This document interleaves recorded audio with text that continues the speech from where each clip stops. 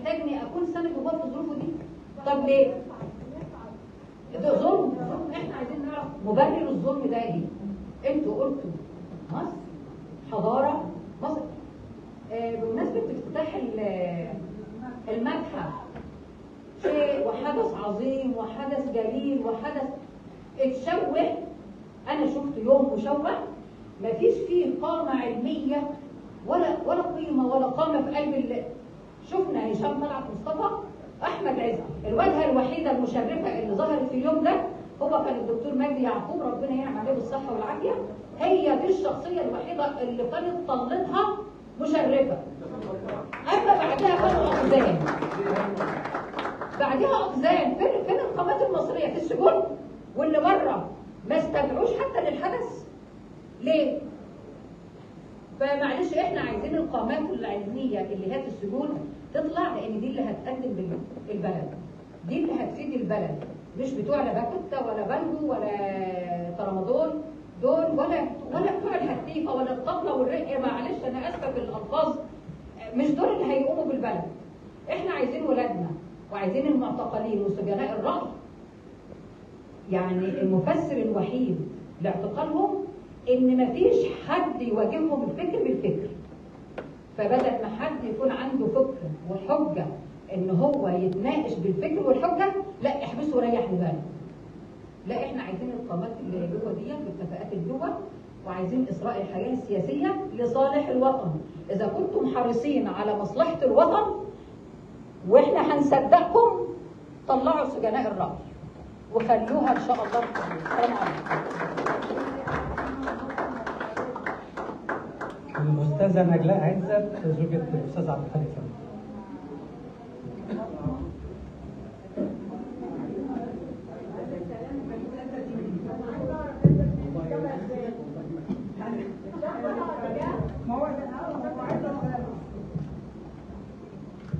بقى ده من جوزي، معلش انا بقالي كتير جدا جوزي وحشني ومش عارفه اروح له بقى لنا اكتر من قرب شهر مفيش زياره. يا رب مساء الخير ومساء الحريه على مصر كلها ان شاء الله. عمر ما كان اختلاف الراي ولا عمر ما كان الفن سبب للسجن وسبب للحبس وسبب للاعتقال. انا مش عارفه احنا واصلين لفين والمطلوب نوصل لفين. يعني الواضح ان احنا المطلوب نوصل لأسوأ من كده بكتير. انا واحده في فتره من الفترات كنت مديره مدرسه. الخمس ست سنين اللي فاتوا بيقولوا احنا ماشيين سياسيا ان الدوله دي تنهار، ان احنا نبعد ان الطلبه والاطفال عن الانتماء للوطن. ده اللي بيحصل معانا كتربيه وتعليم. طب اللي بيحصل معانا كمعتقلين ايه؟ ده الاساس.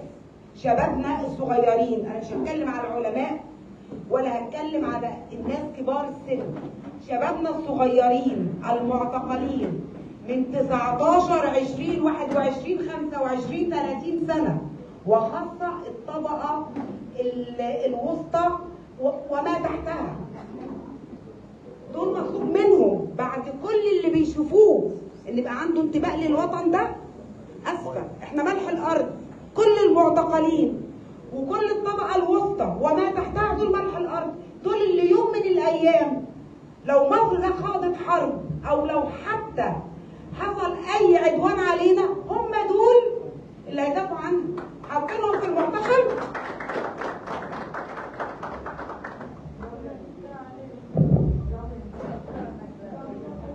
لا والله احنا في كارثه، احنا في مصيبه. ودكتور كمان يقول المصيبه اللي في التعليم اكتر منه. سلوى رشيد زوجة شادي محمد. سلوى رشيد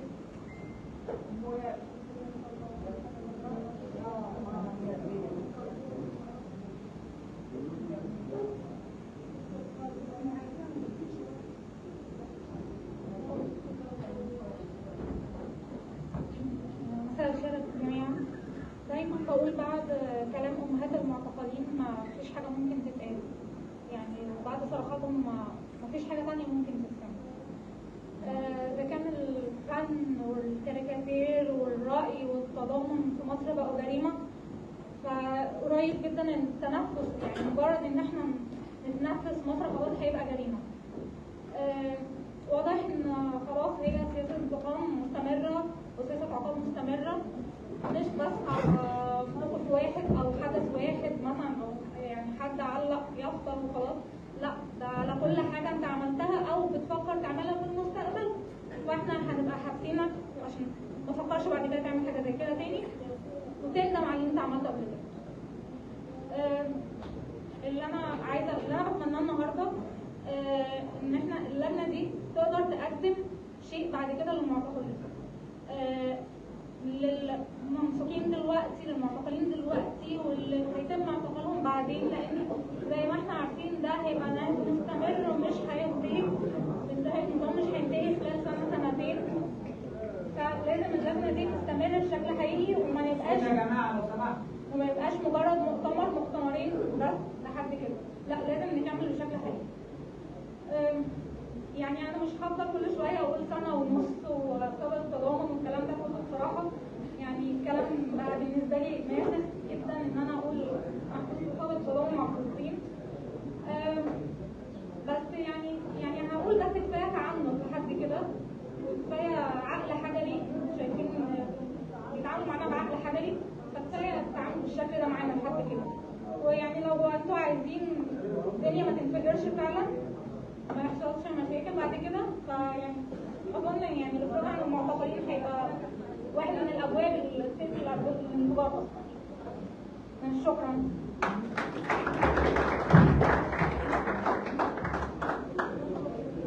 احد رموز الدفاع عن الرأي والسجناء الدكتوره ليلى سويف، واذا مش هتقدر تيجي اودي لها الميكروفون لغايه